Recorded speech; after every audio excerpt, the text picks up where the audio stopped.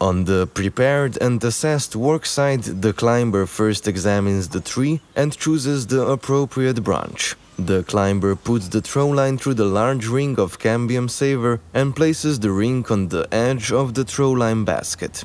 He attaches the line to the throw bag and makes a throw. Prior to the throw, he has to give a verbal warning. After a successful throw, he attaches the climbing line to the throw line and pulls them through the cambium saver. Then he attaches the end of the rope to the harness and makes the friction knot and attaches it to the harness. Prior to the ascent, the climber has to have all the equipment he needs for making switches and all personal protection equipment required. He begins with the ascent. The climber should make a switch before he reaches a current attachment point. When he reaches the anchor point, he makes a switch to the lanyard and removes the cambium saver, because he will use it for the final anchor point. During the switch, the climber must always be attached to the tree with at least one line. The climber now uses the lanyard and the climbing line for making switches. When the climber does not use the lanyard or end of the climbing line, he attaches the end of the line with carabiner to the harness.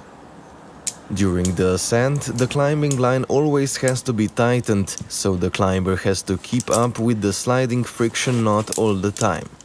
For an easier ascent, the climber uses the branches whenever possible. When he needs to throw the line far to reach the next branch, he uses the throwing knot and tries to throw it over the branch.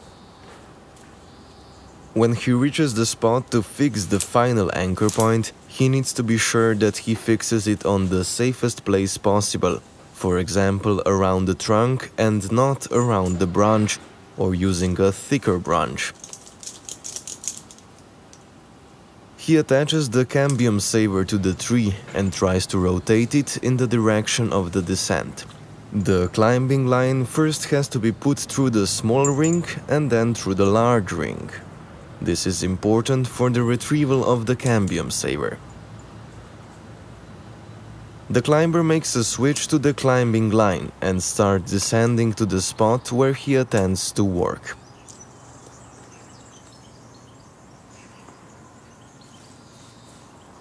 During the branch walk, he tries to keep the line tightened, which keeps him in balance and does not overload the branch. During the branch walk, he has to pay attention to the angle of the climbing line, which shouldn't be wider than 45 degrees. If needed, the climber can use the lanyard to walk back to the trunk, which makes the walk even safer.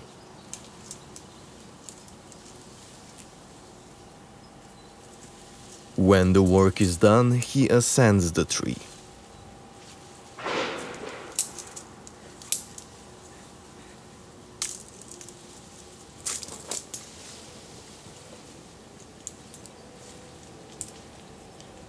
After the climb, the climber has to remove the rope and the cambium saver from the tree.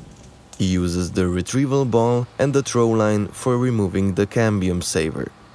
The throw line is used in case of difficulties with retrieving the cambium saver.